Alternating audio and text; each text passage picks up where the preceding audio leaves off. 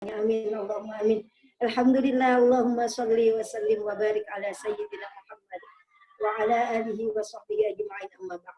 Bismillah, nawaitu an atlubal ilma.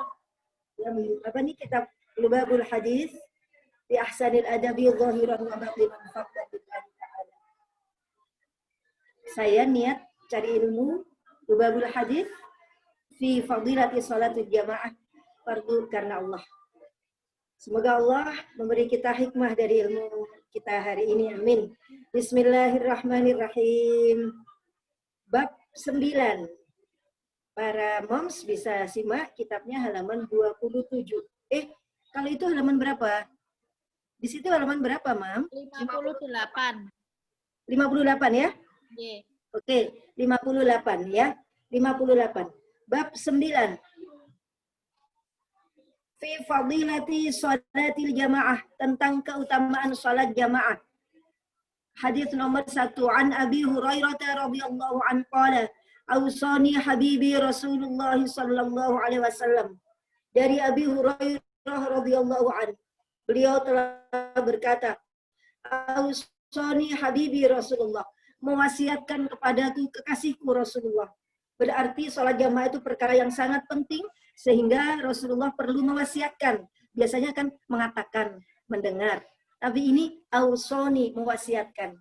Berarti secara khusus Abu Hurairah dipanggil oleh Rasulullah, sini, aku wasiatkan kepadamu. Berdua.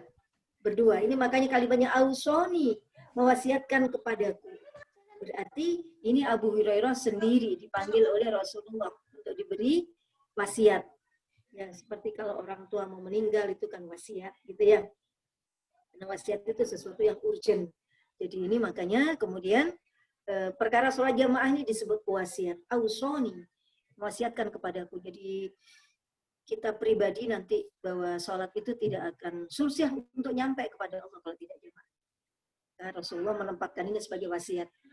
Wasiat seolah-olah beliau mau sedo, gitu ya. Rasulullah. Faqala, maka beliau berkata li kepadaku. Jadi ini Abu Hurairah sendirian. Sini dipanggil berdua sama Kanjeng Nabi. Ya Abu Hurairah, wahai Abu Hurairah, sholli ma'al jamaah. Salatlah engkau ma'al jamaah, bersama-sama jamaah, kumpul. Salatlah engkau dengan jamaah. Walau kunta, meskipun engkau telah ada jalisan duduk. Meskipun engkau sakit sehingga engkau tidak mampu untuk sholat berdiri, tetap lakukan wahai Abu Hurairah sholat itu dengan jamaah. Bahkan ketika kita sedang sakit pun tetap diperintahkan, diwasiatkan oleh Rasul tetap berjamaah. Meskipun sholatnya sambil duduk, imamnya berdiri, kitanya duduk, makmumnya duduk, nggak apa-apa, tetap sah. Tapi kalau imamnya duduk, makmumnya berdiri, ya itu kurang sempurna. Dicari imam yang tidak dalam posisi duduk. Kecuali begini, suami kita sama kita, suami lagi kurang enak badan, tidak enak badan, tapi kita tidak mau kehilangan jamaah. Jadi kita sholat sama suaminya, imamnya sambil duduk. Kita berdiri, tidak apa-apa, sah. Karena memang tidak ada imam lain selain suami. Tapi kalau di masjid, imamnya duduk, makmumnya semua berdiri, itu tidak sah. Jadi harus imam itu cari yang sempurna. Meskipun engkau duduk, kata Rasulullah, fa innallaha, maka sesungguhnya Allah yu'tika, akan memberimu, akan dan terus-menerus memberimu, bikulli sholatin, dari setiap salatmu, sawaba khamsin wa ishrina, pahala 25, fi ghairil jamaah, di luar jamaah. Ya wahai Abu Hurairah, kekasihku, aku wasiatkan kepadamu, sholatlah engkau dengan jamaah. Meskipun engkau sambil duduk. Dalam keadaan apapun jangan tinggalkan jamaah. Kata Rasulullah. Kita juga begitu. Jangan dalam keadaan apapun jangan tinggalkan jamaah. Karena Allah akan terus-menerus memberikan kepada kita dari tiap sholat kita yang kita lakukan bersama-sama atau jamaah itu pahala 25 sholat di luar jamaah. Jadi kita dapat pahala 25 jamaah. 25 sholat yang ghairil jamaah, yang di luar jamaah. Jadi kalau dohor, sekali dohor, kita jamaah, itu kita dapat pahala 25 dohor. Jadi makanya kalau kita terus sholat jamaah, kita pernah ketinggalan satu jamaah, kita tidak akan terkejar. Tidak akan terkejar. Karena kita sama suami misalkan, hari itu kita tidak jamaah, suami tetap jamaah. Kita mau mengejar bagaimana? Kita ketinggalan zuhur jamaah.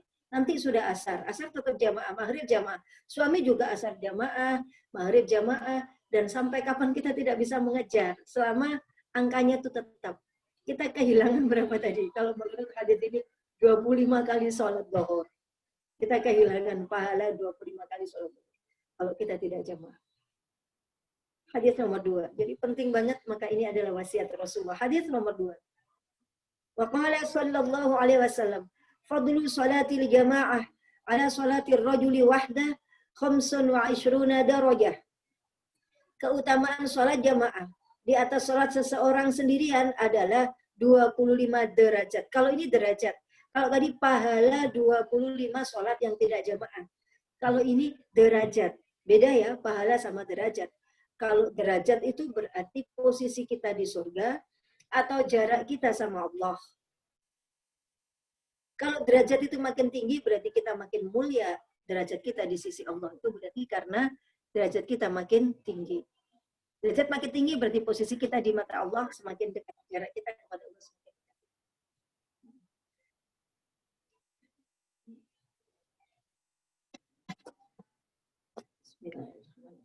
Iya, oke.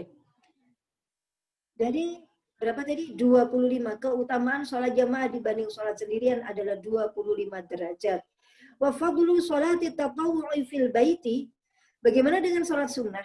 Keutamaan sholat sunnah di rumah ala fi'aliha fil masjid daripada atas melaksanakannya di masjid. Wa fadli sholatil jama'ati ala sholatil munfaridi. Seperti keutamaan sholat jamaah di atas sholat sendirian. Nah, kalau sholat sunnah, lakukan di rumah. Kapan rumah kita dipakai sholat? Untuk sholat sunnah. Seluruh sholat sunnah lakukan di rumah. Kecuali kayak ba'diyah, itu lakukan di masjid juga. Qobliyah isya, misalkan kita sambung maghrib sampai isya, lakukan di masjid. Sholat duha, sholat tahajud, witir, tasbih, lakukan di rumah. Keutamaan sholat sunnah di rumah dengan sholat sunnah di masjid, itu seperti keutamaan sholat jamaah atas sholat sendirian. Sebegitu tingginya keutamaannya ya. Oke. Dapat 2 hadis. Jadi pada hemat kami salah satu cara untuk memperbaiki nasib dunia juga akhirat, memperbaiki keutuhan keluarga itu jamaah. Kadang-kadang terapi yang kita pakai seperti itu. Ada suami istri ribut, rezeki kayak seret gitu. Gimana sih cara memperbaiki dirinya? Memperbaikinya adalah dengan memperbaiki sholat. Bagaimana cara memperbaiki sholat? Kalau memang kodok, lakukan kodok. Kalau memang ada kodok, kalau tidak ada kodok, lakukan sholat itu dengan jamaah. Suami sama istri. Nanti rukun sendiri. Ya, mudah-mudahan para moms community ini tidak ada yang lagi ribut sama suami. Seandainya kita hubungan sama suami itu kurang harmonis, itu lakukan jamaah. Ini Islam, cara Islam merukunkan suami istri itu jamaah. Merukunkan suami, merukunkan kita sama anak-anak jamaah. Lakukan jamaah. Otomatis kan kalau jamaah coba ya, kalau jamaah maghrib. Suami, bismillahirrahmanirrahim. Alhamdulillahirabbil alamin. Ghairil maghdubi alaihim waladdallin. Kita lagi bete nih, mau nggak mau harus amin, ya kan? Nggak bisa kan begini? Nggak mau amin, nggak bisa. Nggak mau amin, aku lagi sebel. Nggak mau ngaminkan doanya, gitu kan nggak bisa. Kan tetap harus bilang amin, nyambung. Nanti habis sholat, habis wiridan, suami berdoa kita amin, itu salim. Pertama nggak pakai omongan apa-apa, salim aja. Nggak apa-apa, salim aja. Pertamanya nggak pakai omongan apapun. Insyaallah. Ya itu lama-lama rukun. 3 hari aja lakukan jamaah 5 waktu di rumah ya. Ini dalam keadaan misalkan ada konflik. Jamaah terus di rumah. Atau kalau memang di masjid, ya di masjid bareng berjalan ke masjid. Atau dibonceng motor ke masjid.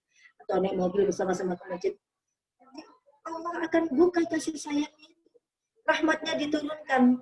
Kalau rahmat itu diturunkan, maka hati kita jadi lembut, jadi mudah memaafkan. Kalau sudah gampang memaafkan, maka otomatis jadi rukun. Kalau sudah rukun, rezeki akan datang. Itu urut-urutannya begitu. Ini sholat jamaah itu terapi syar'i untuk pendatang rezeki dan perukun rumah tangga. Perukun rumah tangga. Pokoknya jamaah. Kemarin ini tertimpa utang sekian, mau jual rumah karena rumahnya mau dilelang sama bank, ya terapi sholat jamaah. Lakukan 40 kali, 41 hari, bukan kali ya, 41 hari sholat jamaah. Jamaah sama istrimu. Kalau di rumahmu ada musola, sholat di musola. Kalau di rumahmu ada masjid, sholat di masjid sama istrimu 5 waktu. 5 waktu. Dan kemarin baru berjalan berapa ya? 20 ya. Sudah jalan 20 hari. Nah, akhirnya ya ada pertolongan datang. Nggak jadi dilelang. Ternyata terus kemudian ada apanya gitu yang laku, yang tidak kebayang sebelumnya, yang bisa dipakai untuk itu. Pelan-pelan akan terang. Dan yang utama lagi itu jadi rukun. Sholat jamaah. Musuhan jadi rukun kalau sholat jamaah itu. Ya, karena tadi derajat itu antara lain dihilangkannya hati yang kotor dengan sholat jamaah. Penyakit hati dihilangkan dengan sholat jamaah. Sekarang hadis nomor 3. Nanti kalau ada pertanyaan silakan ya. Senang banget kalau bahas sholat jamaah. Karena Umi sendiri sudah ngalami jadi sekian waktu yang lalu beberapa jamaah yang share yang kemudian mendapat masalah ini itu setelah dia perbaiki sholatnya caranya jangan pernah sholat kalau tidak jamaah. Bawa mukena selalu di mobil atau di motor, mukena yang simple-simple biar kita bisa sholat tepat waktu dan jamaah. Sama suami tadi 41 hari terapi sholat berjamaah sama suami. Kemudian hadis nomor 3. Wa qala sallallahu alaihi wasallam, salatul jama'ati tafdulu salatal fardhi bi 27 darajah. Salatul jama'ati, adapun salat jamaah, tafdulu mengutamai salatul fardhi, salat sendirian, bi 7 dengan 7 wa 20 dan 20 derajat. Salat jamaah itu mengutamai sholat sendirian dengan 27 derajat. Ada tadi 25, ada ini 27 derajat. Kita bayangkan, ini tadi ya, ini lagi acara nih di sini ya. Kemudian kita tadi sholat duhur. Sholat duhur karena lama saling nunggu, jadi kita sholat duluan. Sholat jamaah. Kemudian ada yang ketinggalan jamaah. Jamaah udah selesai, tidak bisa masbuk karena udah selesai. Otomatis kehilangan jamaah juga. Kalau sudah ketinggalan jamaah zuhur itu berarti ketinggalan derajat surga itu ketinggalan 27 derajat surga ketinggalan 27 derajat itu nggak sedikit loh, itu banyak banget loh, dan nggak bisa kita kejar. Nanti asar aku mau jamaah, ya asar jamaah, tapi kita juga tetap jamaah. Maka ulama-ulama dulu itu sampai bayar orang. Jadi kalau beliau tuh tidak dapat jamaah gitu, kalau beliau tidak dapat jamaah, akhirnya beliau manggil orang, kasih uang, temenin aku jamaah. Aku jadi imam, aku jadi makmum. Temenin aku jamaah, dia kasih uang. Sampai rela bayar, agar tetap dapat sholat jamaah. Subhanallah.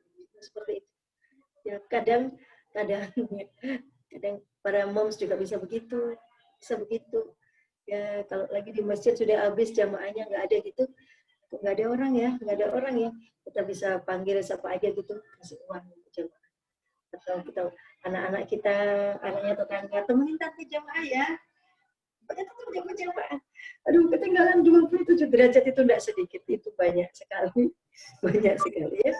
Kemudian itu tadi kalau kita ketinggalan 27 derajat, kapan kita ngejar? Itu kita meniatkan nanti tidak sholat jamaah terus, tetap lagi kita akan ketinggalan 27. Seorang sahabat, kalau nggak salah ini Abdullah bin Mas'ud, kalau tidak salah, beliau pernah begitu dimimpiin begitu.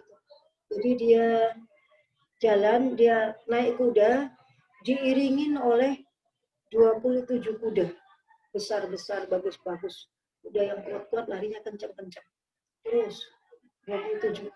Kemudian datang lagi 27, banyak kuda mengiringi beliau di depan, di jalan menuju surga ini diiringi sholat jamaahnya menjadi 27 kuda. Ternyata dia disalib oleh rombongan yang lebih banyak lagi kudanya. Dan ini tidak bisa nyalip yang itu tadi. Sekencang apapun kuda ini jalan tidak bisa nyalip yang itu. Terbangun beliau bertanya kepada Rasulullah sesungguhnya, ya Rasul saya mimpi begini. Oh, Rasul paham. Kamu berapa kali ketinggalan jamaah? 1 kali ya Rasul. Berapapun kamu tidak bisa mengajar. Itu yang lewat duluan itu adalah mereka yang tidak pernah ketinggalan jamaah meskipun sekali. Dan kamu sudah sekali ketinggalan jamaah. Seumur-umur kemarin kamu tidak pernah ketinggalan, tapi kemarin kamu ketinggalan 1. Dan kudamu tidak bisa mengejar kuda temanmu tadi. Yang sudah lari lebih cepat karena selisih 27. Seperti itu. Allah astagfirullah. Astagfirullah. Semoga Allah izinkan kita terus jam akhir. Hadis nomor 4. Wa qala sallallahu alaihi wasallam. Ini nomor 1, nomor 2, nomor 3, nomor 4. Nomor 5 sekarang ya. Wa qala sallallahu alaihi wasallam, bersabda Rasulullah sallallahu alaihi wasallam, afdhalus salawati 'inda Allah ta'ala salatus subhi yaumal jum'ah fi jamaah. Afdhalus salati, seutama-utamanya salat. Seutama-utamanya salat ya, karena apa namanya? Sholawat. Sholawat itu artinya salat ya. Sholawat itu artinya salat. Sholatun satu sholat, sholawatun banyak sholat. Sholatun satu doa, sholawatun doa-doa. Jadi seutama-utamanya sholat indallahi ta'ala, di sisi Allah Ta'ala. Sholat apa sih yang paling utama di sisi Allah? Jawabnya adalah sholatus subahi, sholat subuh, yaumal jum'ati, di hari Jumat, fi jama'atin, di dalam jamaah.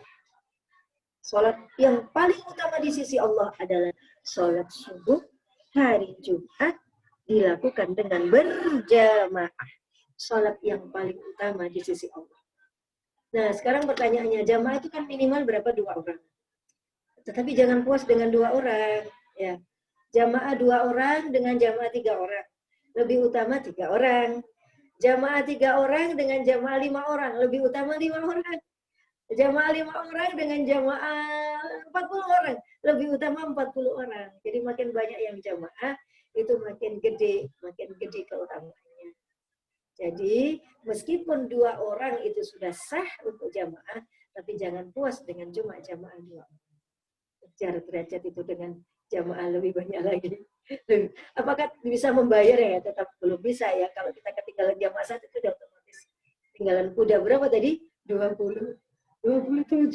Larinya kita juga nggak bisa secepat yang tidak pernah ketinggalan jamaah. Kalau ketinggalan 2 jamaah, 54. Kalau ketinggalan 3, 4, 5. Berapa tahun kita tidak jamaah? Nah, ya semoga Allah mengampuni ya. Allahumma sholli ala sayyidina Muhammad. Kita bayar ketidaksempurnaan itu dengan sholat sunnah. Sholat sunnah itu menyempurnakan ketidaksempurnaan sholat kita.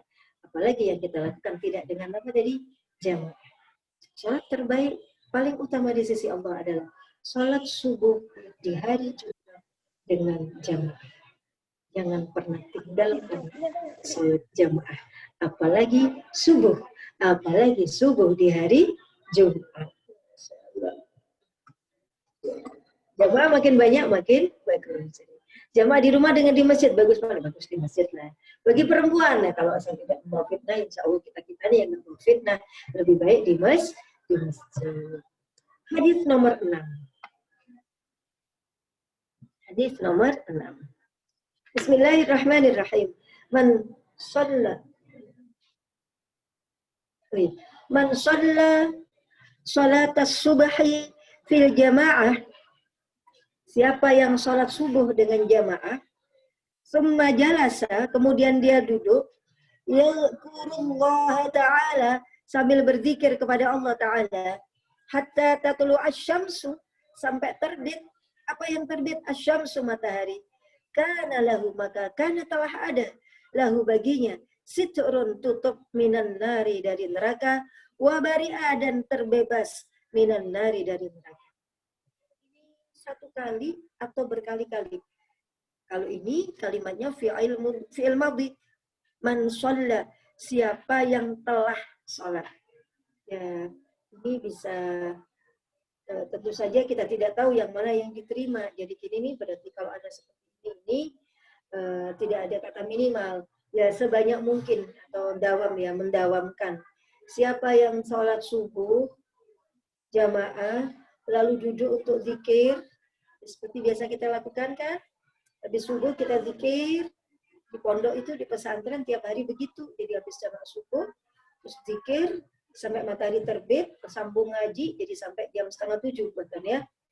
Karena lahu maka telah ada baginya setren tutup minan hari dari neraka. Sudah punya tutup dari neraka.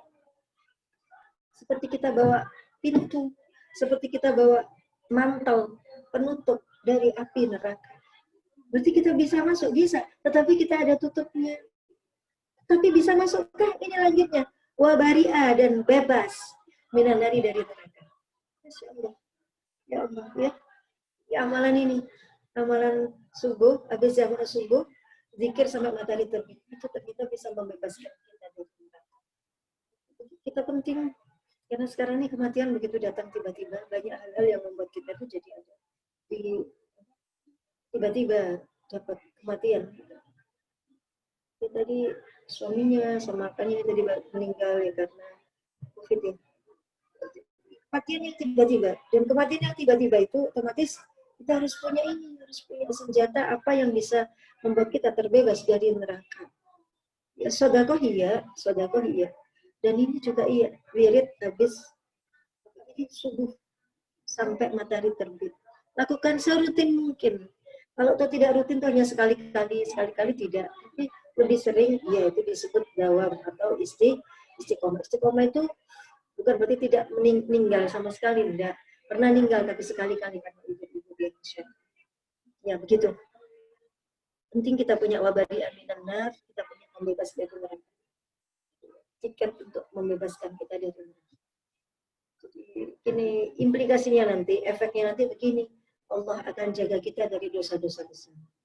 Allah akan jaga hati kita dari penyakit-penyakit hati yang membuat amal kita tidak diterima. Ini efeknya. Kalau kita lakukan ini tadi amal-amal ini. Bukan terus pokoknya aku sudah bebas dari neraka, aku bisa melakukan apa saja. Aku mau pacaran, kan mau makan haram, mau ini, bebas suka-suka aku. Karena aku sudah punya tiket dari neraka. Nah, perasaan itu tidak dipunyai. Perasaan begitu itu justru yang membuat masuk neraka itu. Jadi kalau ada gini ada terbebas dari neraka, maka sama Allah didesain hati kita tuh jadi hati yang tawadhu. Sebagai layaknya ahli surga. Nggak mungkin ahli surga itu punya hati yang sombong, yang overpede seperti tadi. Ya. Hadis nomor 7.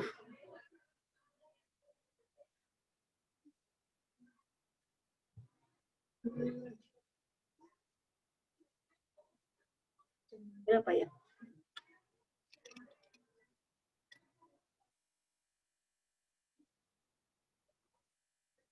Bismillahirrahmanirrahim. Sekarang nomor 7. Man shalla. Ini sudah tadi ya, bebas dari neraka. Dulu udah pernah belajarin tapi lupa. Ternyata ada pembebas dari nerakanya sholat jamaah ya, subuh. Wa qala sallallahu alaihi wasallam, salatul rajuli fi jama'atin tazidu ala salatihi wahdahu khamsan wa 20 darajah. Salat seseorang dalam jamaah itu akan menambahkan pada salat sendiriannya dengan 25 derajat. Ditambahin Allah 25 derajat dari salat sendirian. Salat seseorang yang dilakukan dengan jamaah. Fa'idha shallaha bi ardi falatin, dan ketika dia salat bi ardi falatin di tanah lapang, salatnya itu di lapangan, di tanah lapang. Atamma wudu'aha, lalu dia menyempurnakan wudunya, rajul tadi menyempurnakan wudunya, wa ruku'a, dan rukuknya, rukuk sempurna itu berarti rukuk sempurna, tidak begini, tapi sempurna rukuk ya. Wa sujuda, juga menyempurnakan sujudnya. Bagaimana sujud yang sempurna? 7 anggota makan. Kepala, 2 tangan, kemudian lutut, 2 lutut, dan 2 telapak kaki bagian dalam. Itu sudah 7, 2, 3, 4, 5, 6, 7. Ini ditekan. Itu namanya menyempurnakan sujud. Menyempurnakan sujud. Balagot, maka sampailah. Apa yang sampai sholatuhu, sholatnya khamsina darajah 50 derajat. Tuh kan. Jadi bisa naik tuh derajatnya. Sama-sama jamaah tapi bisa naik. Seperti tadi dibilang, jamaah 2 orang dengan jamaah banyak orang. Beda tentu saja. Seperti ini. Jamaah di rumah dengan jamaah di masjid. Di masjid dengan saat kita ada di lapangan. Di lapangan, wudhumu sempurna. Atau di masjid, tapi wudhumu sempurna. Kemudian rukukmu sempurna, sujudmu sempurna, imamnya juga sempurna. Maka bukan cuma 25, tapi 50 derajat. Kenapa di lapangan tadi lebih gede? Karena lapangan dingin. Dan cobanya tentu lebih berat ya, karena dingin tadinya. Insyaallah, makin berat godaannya, makin besar pahalanya. Seperti halnya gini, sholat jamaah di perjalanan, itu pahalanya lebih besar lagi. Karena dalam keadaan perjalanan. Saya kalau perjalanan di jamaah apa enggak ya? Di jamaah. Di kosor apa enggak? Kalau belum sampai 85 kilo enggak boleh di kosor. Boleh di jamaah tapi enggak boleh di kosor. Seperti kita ke bandara gitu ya, ke Bandara Malang. Ke Jakarta kan boleh di jamaah tuh. Tapi kalau masih di Bandara Malang, di jamaah boleh. Tapi di kosor enggak boleh. Tapi kalau nanti sholatnya di Cengkareng, di Jakarta, maka sudah boleh di kosor. Zuhur 2, asar 2. Begitu juga ketika naik kereta, kalau masih di Malang, di jamak saja boleh karena sudah keluar dari rumah. Tapi belum boleh di kosong. Oke. Hadis. Jadi jamaah itu paling rendah dapat berapa tadi? 25 derajat. Ada juga yang 50 derajat. Hadis nomor 8. Bismillahirrahmanirrahim. Man adrokal jamaah arba'ina yauman. Nih ya. Terapi 40 hari jamaah. Siapa yang mendapati jamaah 40 hari, kataballahu lahu, maka Allah nulis lahu baginya bara'atan bebas minan nari dari neraka. Wa bara'atan dan terbebas minan nifaqi dari munafik, dari sifat-sifat kemunafikan. Kita yang kalau ngomong suka bohong, suka ingkar janji, suka tidak bisa dipercaya, suka pamer, suka tidak khusyuk kalau sholat. Itu sifat-sifat dari orang munafik. Bagaimana menghilangkan sifat-sifat munafik? Antara lain terapi 40 hari jamaah, termasuk terbebas dari neraka. Neraka dunia ditagihin orang kanan kiri. Rumah tangga yang seperti neraka itu juga neraka dunia. Terbebas dari neraka dunia apa jadi? Jamaah 40 hari. 5 waktu 40 hari. Kalau satu hari itu batal, maksud satu hari itu kepotong, bukan kepotong syar'i ya, kepotong karena kepotong aja, bukan kepotong karena haid. Beda lagi, kalau karena haid enggak apa-apa, bisa dilanjut. Tapi kalau bukan karena udzur syar'i lalu kepotong, kita pulang lagi. Karena targetnya tadi itu terbebas dari neraka dunia dan juga otomatis neraka akhirat. Ya, jadi rumah tangga yang enggak rukun, banyak utang, tadi rutinkan jamaah. Jamaah berapa waktu? 5 waktu, 40 hari. Bismillahirrahmanirrahim. Waqala sallallahu alaihi wasallam. Nih ya. Nih sekarang kita catat hadis nomor 9 ini. 8. Bismillahirrahmanirrahim. Man shallal bardaini dakhalal jannah bighairi hisab. Man barang siapa yang salat bardaini, 2 bardain, salat bardain. Salat bardain itu berarti salat di waktu dingin, 2 waktu. Asar sama subuh. Siapa yang sholat subuh sama asar jamaah, maksudnya ini asar sama subuh jamaah, dakhalal jannah, maka dia telah masuk surga bi ghairi hisabin, tanpa hisab. Di antara seluruh umat Nabi itu nanti yang masuk surga tanpa hisab itu cuma 70.000 orang. 70.000 orang. 70.000 orang ini bisa memberi syafaat bagi sekian banyak orang. 70.000 orang, masing-masing orang bisa memberi syafaat bagi 70.000 orang. Siapa lagi itu? Siapa yang bisa masuk surga tanpa hisab? Rasanya kita nggak mungkin ya. Tadinya kita berpikir begitu. Tapi ternyata mungkin. Lewat jamaah apa tadi? Jamaah subuh sama jamaah asar. Maka kita tutup hari kita ini, umur kita ini sudah masuk 40 ke atas, kita siapkan diri kita ini untuk kita jadi ahli surga yang tanpa hisab. Apa itu? Dengan punya amalan, yaitu jamaah asar sama jamaah subuh atau disebut sholat bardain non-stop. Susahkah itu asar? Kalau kemarin nggak masa pandemi kita agak susah jamaah asar. Nah, asar biasanya kita lagi di jalan, kita lagi jemput anak, lagi apa buru-buru, kita ada jamaah. Sekarang lagi pandemi kita usahakan ini. Dan semoga nanti pada saat kita meninggal, kita masih dalam keadaan rutin, tidak putus, sholat bardain jamaah. Biar kita bisa masuk ini tadi. Dakhalal jannah bighairi hisab. Allahumma ja'alna minhum. Ya Allah. Sepertiga umatku masuk surga tanpa hisab. Bisa lewat amalan apa? Catat ya amalannya. Jamaah bardain. Wa qala sallallahu alaihi wasallam man syahida sholatal jamaah. Siapa yang menyaksikan sholat jamaah? Menyaksikan maksudnya mendatangi, bukan menyaksikan tuh lihat, jamaah aja ya. Kita ada di teras masjid melihat orang jamaah, bukan. Tapi menyaksikan, ikut takbirnya bersama imam. Kata Allah Ta'ala lahu, maka Allah mencatatkan lahu baginya. Zaiban ketika dia berangkat, warojian dan kita kembali, dan ketika dia kembali, asyra hasanatin, 10 kebaikan. Wa maha dan menghapus anhu darinya, asyra sayyiatin, 10 keburukan. Wa rafa'a dan mengangkat lahu baginya, asyra darajatin, 10 derajat. Ya Allah. Ya berangkat sama pulang. Jadi tiap apa itu langkahnya? Ya Allah. Jamaah. Ada lagi hadis yang tidak ada di sini. Siapa yang setahu kita sholat sunnah sebelum subuh, qobliyah subuh 2 rakaat lebih baik dari dunia sama isinya. Ada lagi hadis. Sholat jamaah lebih baik daripada dunia sama isinya. Sholat jamaah lebih baik dari dunia sama isinya. Hadis 9. Hadis 9, 10. Hadis 10. Wa qala sallallahu alaihi wasallam, la sholata li jaril masjid illa fil masjid. La sholata tidak disebut sholat, tidak sempurna sholat. Di jaril masjid bagi tetanggai masjid. Kita kalau punya rumah dan tetanggaan sama masjid, satu RT sama masjid, ya satu deret sama masjid. Itu tidak sempurna sholat kita illa fil masjid, kecuali di masjid. Itu dan kita cari rumah yang dekat masjid. Rumah dekat masjid kalau nggak sholat di masjid dosa, tidak sempurna, nggak dianggap sholat lah sholatan. Tidak sempurna sholatnya kalau tidak di masjid. Rumah di dekat masjid sholatnya mesti di masjid. Ya, tetangganya masjid sholatnya di masjid. Karena dalil ini, la sholata li jaril masjid illa fil masjid. 11.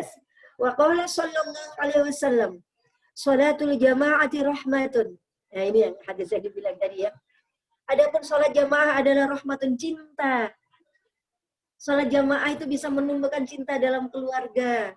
Hubungan orang tua sama anak, kamarnya anak-anak di atas, kamarnya orang tua di bawah, sholatnya sendiri-sendiri, itu tidak cinta. Bagaimana agar akrab, agar ada bonding, ada ikatan antara orang tua sama anak? Sholat jamaah.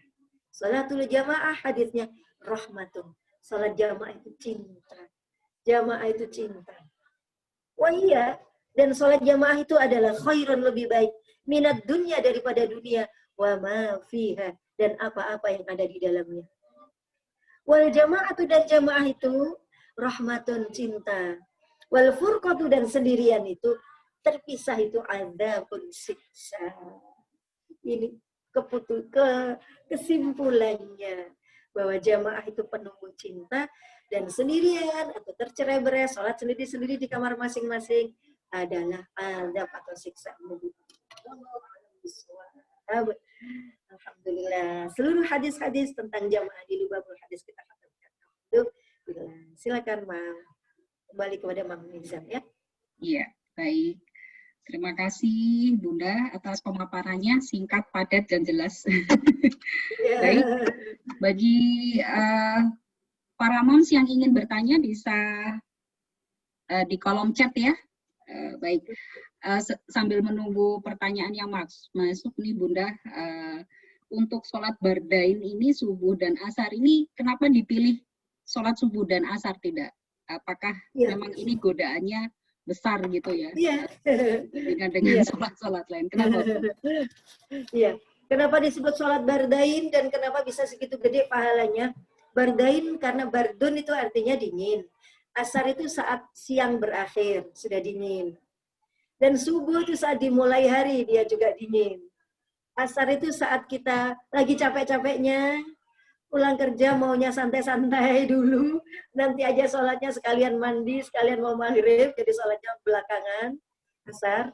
Dan subuh juga begitu, kalau kita sholatnya ntar, karena masih dingin. Dan otomatis kehilangan jamaah. Jadi 2 jamaah itu membuka hari dan menutup hari. Makanya biasanya kalau sholat asar sama subuhnya jamaah, otomatis Zuhur, maghrib, isya juga jamaah. Susah itu tadi. Susah itu asar sama subuh. Gitu. Baik, baik Bunda. Kita lanjutkan untuk pertanyaan berikutnya. Sudah ada di kolom chat dari Mam Ila. Bunda, bagaimana seandainya sholat jamaah dengan anak yang belum balik? Apakah bisa disebut jamaah? Iya. Baik, terima kasih. Sholat jamaah dengan anak yang belum balik, asalkan anak itu sudah tamyiz atau sudah bisa sholat, sudah sah disebut jamaah. Karena sholatnya anak belum balik yang sudah tamyiz itu sah untuk disebut sholat. Meskipun dia belum wajib sholat, tapi sholatnya dihukumi sah. Bukan sholat epok-epokan, tapi beneran sholat dan sah disebut sholat. Gitu ya. Jadi nggak apa-apa, anak-anak yang belum balik, maka usahakan anak-anak itu kalau sudah umur 8 tahun, 9 tahun, usahakan sholatnya itu sudah benar. Agar dia bisa temenin kita jamaah. Atau dia bisa kita ajak sama-sama ke masjid untuk jamaah jadi teman kita. Ya itulah fungsinya nikah. Fungsinya nikah itu agar kita bisa jamaah sama suami.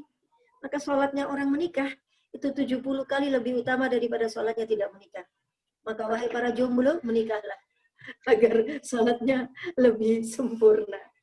Dan tujuannya menikah itu biar bisa jamaah. Jangan lupa, buat apa menikah kalau udah bisa jamaah sama suami, sama anak. Ya, itu tujuannya menikah itu. Dan kalau sama suami nggak mau jamaah gitu. Mas, kita nikah itu kan biar bisa jamaah. Gitu, ngomongnya yang gitu. Mas, jamaah, jangan gitu, jangan galak-galak ya. Gimana aku kalau nggak jamaah? Ini apa nih? Ustazah, misal kita apa tuh? Oh, baik, saya bacakan ya, Bunda. Okay. Baik, ini ada pertanyaan dari Mam Risti. Ini Mam Risti ini Komite HMC Pusat, Bunda. Selamat bergabung, Mam Risti. Masya Allah. Selamat bergabung, Mam Risti. Iya. Iya. Izin bertanya, Ustazah, apabila berjamaah maghrib atau isya bersama-sama akhwat, semua misalnya bertiga atau berlima, apakah boleh tidak dikeraskan suara? Karena saya pernah dengar ada pendapat boleh tidak mengeraskan suara untuk sesama akhwat. Oh iya. Kalau sholatnya itu akhwat semua atau perempuan semua, nggak apa-apa dikeraskan untuk sholat-sholat yang jahr. Sholat maghrib, isya, subuh dikeraskan, tapi tidak teriak-teriak. Biar bisa amin gitu. Biar aminnya tuh bisa bareng-bareng. Kalau tidak ada laki-laki di situ. Kalau ada laki-laki di situ, misalkan dalam satu masjid, jamaahnya sudah bubar. Kemudian kita sholat tinggal ibu-ibu doang. Di situ masih ada bapak-bapak, tapi di tempatnya laki-laki, kita nggak apa-apa sholat, asal nggak teriak-teriak gitu. Bismillahirrahmanirrahim, gitu. Bismillahirrahmanirrahim. Alhamdulillahirabbil alamin. Dikeraskan. Karena sifat sholat maghrib, isya, subuh memang jahr. Bolehkah tidak dikeraskan? Sebaiknya dikeraskan. Karena sifat sholatnya memang sholat yang keras. Apalagi makmumnya semua perempuan. Kalau sebagian ada yang laki, ya tidak sah lah. Kalau ada laki, ya lakinya yang jadi imam. Pertanyaan bagus ya. Okay. Baik, semoga terjawab ya Mam Risti, Masya Allah. Baik, untuk pertanyaan selanjutnya dari Seha. Siap. Ya. Umi, sholat bardain itu berjamaahnya harus di masjid, apa boleh di rumah? Boleh di rumah. Asalkan jamaah. Tadi ya, jamaah itu minimal 2 orang itu sudah disebut jamaah. Dan sholat asar sama sholat subuh, asalkan jamaah 2 orang sudah sah disebut jamaah. Tapi kalau nyari derajat yang lebih dari 27, maka jamaahnya lebih banyak lagi, yaitu di masjid. Tapi di rumah pun sudah sah untuk disebut jamaah dan sudah memenuhi syarat tadi itu untuk masuk surga tanpa hisab. Nanti begini, Mam, kalau kita kemudian sudah biasa sholat itu di rumah, nanti kita ada yang kurang. Kayaknya sama Allah dibikin rasa kurang. Aku ingin menyempurnakan lagi, Pak, kita ke masjid yuk. Bisa itu diajak ke masjid kalau sudah terbiasa begitu. Terbiasa di rumah dulu. Bisa untuk jamaah di rumah. Sebentar, Umi mau tambahkan tentang posisi sholat kalau sama-sama perempuan ya. Kalau sama-sama perempuan, tidak dalam perempuan memang di tengah. Jadi ini perempuan di tengah, posisinya bukan di sebelah kanan, tapi perempuannya di tengah. Tapi tidak barisnya rata ya. Di tengah itu bukan berarti rata, di tengah tapi maju sekitar 2 langkah. Maju 2 langkah. Jaga-jaga menjaga jangan sampai waktu kita ruku atau sujud posisi kita jadi sama dengan imam atau makmum mendahului imam, nanti malah tidak sah jamaahnya. Kadang-kadang kan ada makmum yang badannya lebih panjang, jadi waktu dia sujud itu posisinya dia jadi lebih maju daripada imam. Makanya imam meskipun sama-sama perempuan dan posisinya di tengah, dia harus maju minimal berapa langkah tadi? 2 langkah. Jadi jangan sampai tumitnya imam itu sejajar dengan tumitnya atau kakinya makmum. Maka kalau kita tidak pakai maju, nanti terus sejajar persis. Nah itu justru tidak sah jamaahnya begitu. Karena tadi nanti pasti ada yang lebih maju itu. Kalau lebih maju jadi statusnya menjadi makmum mendahului imam. Dan makmum kalau mendahului imam dalam gerakan atau dalam posisi, maka jamaahnya makmum tidak sah atau tidak disebut jamaah. Sholatnya tetap sah, tapi tidak dianggap sebagai sholat jamaah. Begitu. Baik, ya demikian ya Mam Seha, semoga bisa terjawab ya. Baik, kita lanjutkan ke pertanyaan berikutnya dari Mam Rahma. Ustazah, misal kita sedang punya hajat, misal mau lunas hutang, mau lunas KPR rumah, tapi jamaah tidak dengan suami, tapi dengan anak, apakah tidak apa-apa? Saya ulang, tidak apa-apa. Tidak apa-apa, Mbak. Tidak apa-apa. Itu jamaah dengan anak sudah sah disebut jamaah. Di sini tadi tidak disebut jamaah dengan siapa. Kalau jamaah dengan siapa, jamaah di masjid, jamaah berapa orang, itu sudah masuk lagi keutamaan yang lebih daripada jamaah biasa. Tapi standar minimal jamaah itu adalah 2 orang. Bahkan dengan anak-anak yang belum balik, asal sholatnya sudah sempurna. Itu kita pingin rumah kita segera lunas, terapilah jamaah. 40 hari tidak putus. Kalau suami tidak selalu ada, kita bisa dengan anak-anak. Kalau ada suami, bisa dengan suami. Benar-benar bahwa rumah tangga itu akan lebih ayem, lebih ada rahmat turun kalau kita di rumah itu ada sholat jamaah. Dirasakan aja. Bayangkan kalau di rumah itu ya, udah HP pada sibuk HP-an sendiri-sendiri, anak-anak daring online sendiri di kamar masing-masing, mamanya online sampai sampai. Dan sholatnya adzan zuhur dan kita tidak sholat jamaah di rumah, aduh betapa gersahnya rumah itu. Terus kapan kumpulnya? Nah, salah satu cara kumpul itu adalah saat sholat jamaah. Dan nanti habis jamaah sempatkan saling doa, amin amin. Malah doa itu biasanya dulu kalau saya sama orang tua dulu begini. Saya sama pas anak-anak pas kecil juga begitu. Artinya apa, kita yang doa, lalu anak-anak disebut minta apa kamu yang doa, kita yang amin. Terus anak sebelahnya, kamu doa apa? Ya Allah, aku nanti matematika dapat nilai 100, amin. Kamu apa? Ya Allah, aku hari ini jual pensil, semoga pensil aku, amin. Jadi dia minta dan kita orang tua mengamini. Itu mengakrabkan anak-anak. Jadi anak-anak kita merasa bahwa Allah itu bisa dimintain hal-hal seperti itu. Insya Allah. Om Nizam juga gitu, tak? Ya, Bunda. Baik, kita lanjutkan dengan pertanyaan berikutnya ya Bunda, dari Mam Desi Amelia. Desi Amelia. Iya, lebih bagus mana seorang suami sholat berjamaah di masjid atau di rumah bersama istrinya? Jika seorang suami sholat di masjid, maka seorang istri sholat di rumah tidak bisa berjamaah, nggih Ustazah, karena anak-anak masih kecil, jadi tidak bisa berjamaah. Oh gitu. Kalau anak-anak masih kecil dan tidak bisa ditinggal, maka sebaiknya suami menemani istri jamaah di rumah. Nanti kalau misalkan sholat subuh, jamaah di masjid, diperkirakan anak ini belum bangun. Jadi kita cepat-cepat jamaah di masjid langsung kemudian pulang. Jadi sempatkan 1 kali gitu jamaah di masjid. Kita juga ikut jamaah di masjid.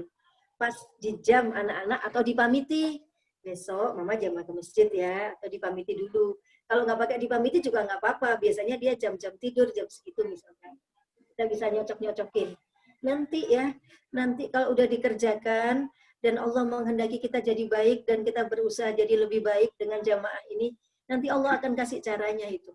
Dibikinnya anak kita itu tidurnya makin nyenyak pas bayi ya, anak masih kecil ya, pada saat kita tinggal ke masjid. Nggak apa-apa, nggak apa-apa kita titipkan, ya Allah titip anak saya kita ke masjid, bentar, masjid yang dekat rumah ya. Habis jamaah, doa sendiri langsung pulang. Itu buat ya, dan suami kalau tidak ke masjid, suami menemani istrinya jamaah biar di keluarga itu ada jamaah. Ya, ya baik. Semoga bisa terjawab. Selanjutnya dari Mam Rukoyah RK. Umi sekarang. Mam Rukoyah RK. Ya. Oh, ini jamaah lentera Senin Kemis. Oke, silakan Bu RK. Umi sekarang sholat berjamaahnya kan jaga jarak. Terus yang depan jaga jarak, yang belakang dempet-dempet, apakah masih sah sholatnya? Kadang orang itu nggak mau didempetin. Ya, tetap sah, jamaahnya tetap sah, karena itu disebut udzur syar'i, ya. Tetap sah. Tidak mengurangi keutamaan jamaah dan tetap sah sebagai jamaah di masa-masa seperti ini. Itu nopo-nopo. Ya. Mestinya sih ya kalau jamaah di komunitas tertentu di kampung situ itu aja yang jamaah, itu berarti sudah aman kan orang-orang itu saja. Dan jamaah itu berarti kan sebelumnya wudhu, mandi, cuci tangan, apa itu kan berarti sudah dalam posisi yang bersih. Kita kalau lagi sakit ya jangan ke masjid, ya biar tidak menulari yang lain masalah. Jamaahnya di rumah. Sah, tetap sah Bu RK ya. Bu RK ini rajin Mam, rajin jamaah Bu RK ini. Masya Allah. Rajin banget ya. Suaminya yang adzan di masjid. Baik, kita lanjutkan untuk pertanyaan terakhir ya Bunda. Ya, boleh. Dari Mam Senja. Assalamualaikum Ustazah. Waalaikumsalam warahmatullahi wabarakatuh. Untuk terapi sholat berjamaah itu kan selama 40 hari bersama suami. Tetapi suami lebih banyak di luar karena bekerja. Bisa jamaah hanya sholat maghrib, isya, dan subuh. Bagaimana dengan sisanya? Apakah saya harus jamaah di masjid? Terima kasih Ustazah. Oke, sama-sama. Maghrib, isya, subuh sama suami, zuhur, asar, Bunda bisa ke masjid. Bisa ke masjid. Kalau masjidnya jauh naik motor ke masjid ya, biar tetap dapat jamaah 40 hari. Tidak di rumah tapi di masjid. Kalau di rumah nggak dapat jamaah. Oke. Dan izin suami, Mas, besok aku ke masjid ya, biar tetap dapat jamaah. Ya, suami ya harusnya mengizinkan. Harusnya mengizinkan. Karena zaman sekarang itu kalau jamaah di masjid tidak jadi fitnah. Ya kalau dulu jadi fitnah ya. Jalan tidak aman. Kemudian laki-laki itu juga ya begitu ya. Sekarang kan ya enggak lah, orang sudah terbiasa lihat wanita gitu. Lalu kita juga bukan orang yang ya cawan toik tidak membuat orang pusing. Baik, ya semoga terjawab ya Mam Senja.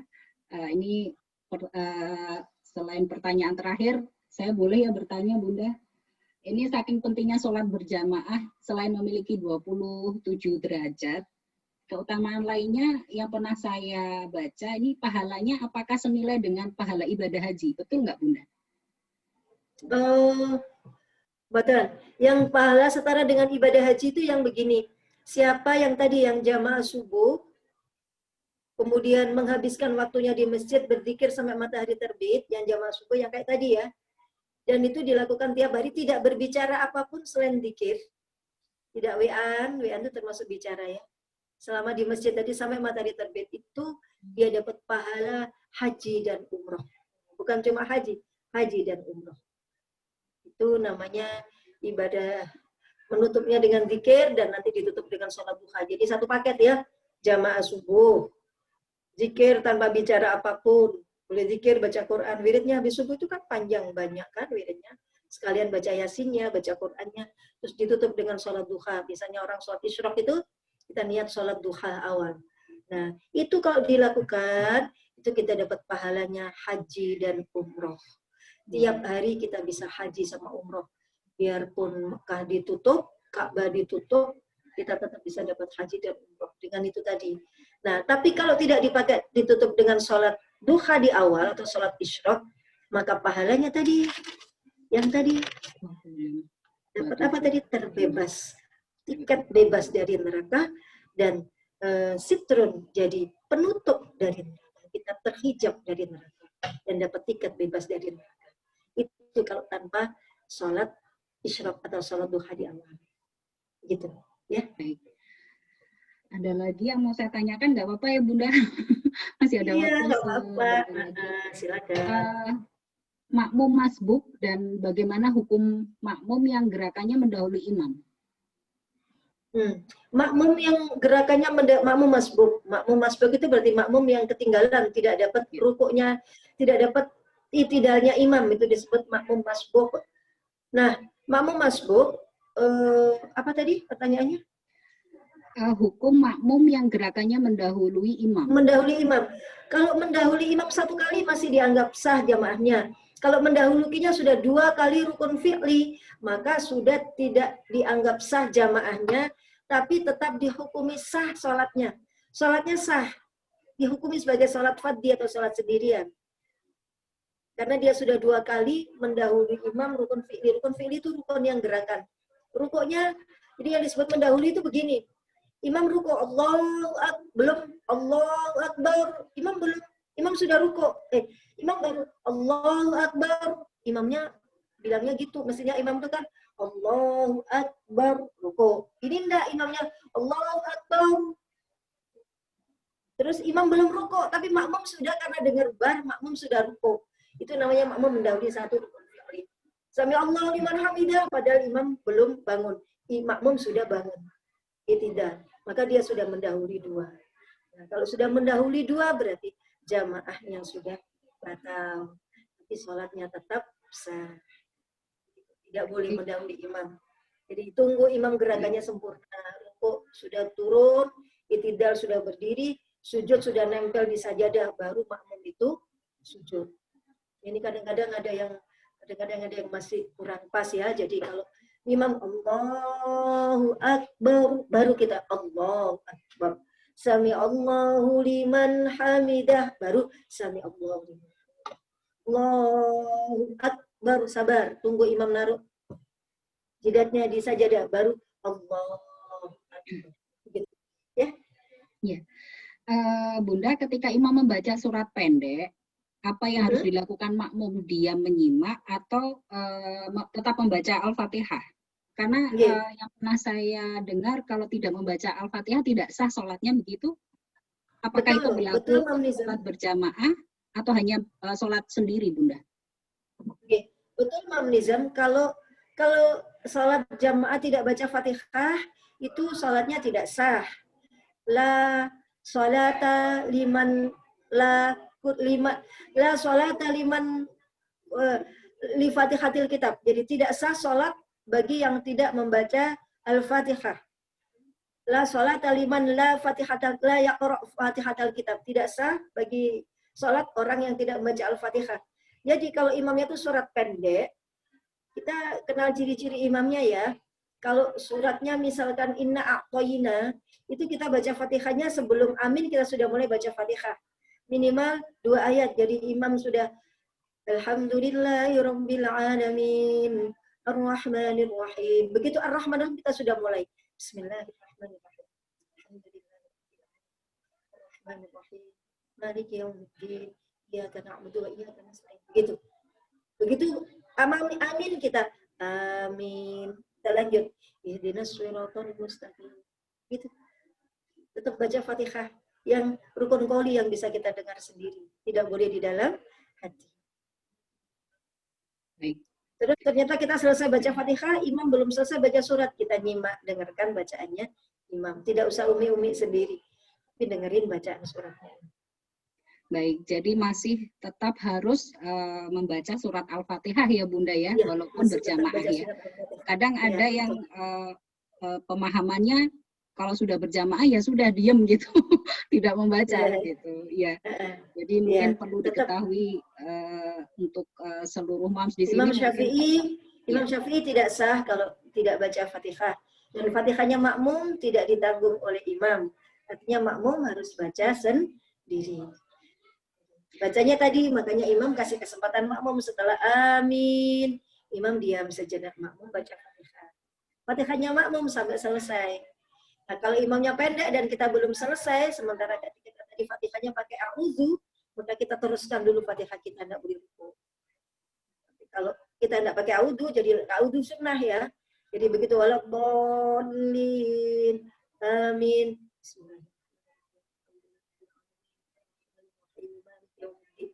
Allahu Akbar, kita langsung ikut rukuk, nggak apa-apa. Karena kita tidak dipotong a'udzu yang sunnah wajibnya, tapi kita lakukan rukun qauli yang wajib saja. Baik, ya. Terima kasih Bunda atas jawaban-jawabannya, luar biasa sekali, Masya Allah, Tabarakallah. Baik, sebelum ditutup, bagi para moms HMC Malang, baik dari terima kasih sebelumnya dari HMC Pusat yang sudah bergabung, Mam Risti, dan juga dari HMC Cabang Malang, dan juga dari di luar member HMC Malang yang sudah bergabung juga, Tabarakallah. Semoga ilmu kajian Majelis Manajemen Kolbu Kajian Taklim ini bermanfaat dan dapat diimplementasikan dalam kehidupan sehari-hari. Silakan Bunda bisa ditutup dengan doa kafaratul majelis. Ya, amin amin. Maka semoga Allah jadikan kita mampu memberi pertolongan kepada kita untuk rutin berjamaah. Tidak sampai tidak sempurna sholat kalau tidak jamaah, dan pertolongan datang lebih cepat dengan sholat jamaah. A'udzubillahi minasyaitonirrajim. Bismillahirrahmanirrahim. Allahumma shalli wa sallim ala sayyidina Muhammad wa ala ali sayyidina Muhammad wa barik wa sallim ajma'in. Ya Allah, a'inna ala dzikrika wa syukrika wa husni ibadatik. Rabbana hab lana muqimas shalah wa min dzurriyyatina. Ya Allah, jadikan kami sekeluarga, seluruh keluarga besar HMC Malang dan keluarganya, jadikan sebagai orang-orang yang menegakkan salat. Wa min dzurriyyatina, juga anak keturunan kami ya Allah. Jadikan keluarga kami ahli salat jamaah, juga nanti seluruh keturunan kami selepas kami ya Allah. Jadikan mereka semuanya nanti penerus Islam ini, penerus salat jamaah. Mereka lah nanti yang meneruskan sujud-sujud kami. Jadikan bumi menangis karena kami tidak ada. Jadikan bumi dalam rumah kami menjadi tempat bersujud kami ya Allah. Karena untuk itulah bumi dibikin. Bumi Engkau buat sebagai tempat bersujud bagi kami. Meletakkan jidat serendah-rendahnya demi mengagungkan Engkau setinggi-tinggi. Maka ya Allah, muqimas shalah wa min dzurriyyatina. Rabbana wa taqabbal du'ana. Rabbana hab lana min azwajina wa dzurriyyatina qurrata a'yun waj'alna lil muttaqina imama. Allahumma ja'alna muqimas shalah. Ya Allah, jadikan kami sekeluarga orang yang sama sekali tidak menyanyiakan salat. Jadikan kami memprioritaskan salat sebagai hal yang nomor satu dalam keluarga kami. Yang lain adalah nomor sekian. Salat jamaah adalah nomor satu bagi keluarga kami. Dan Engkau akan tolong kami seperti itu ya Allah, dengan pertolongan-Mu ya Muhammad. Rabbana atina fid dunya hasanah wa fil akhirati hasanah wa qina adzabannar. A'tina mahabbatak wa ma'rifatak. Ampuni kami ya Allah. Ya Rasul salam alaik. Ya Nabi salam alaik. Ya Habib salam alaik. Salawatullahi alaik. Walhamdulillahi rabbil alamin. Terima kasih. Mohon maaf lahir dan batin dari Umi. Terima kasih para mams ya. Semoga kita jadi ahli jamaah ila yaumil qiyamah, sampai nanti hari kiamat. Amin. Amin. Dikelompokkannya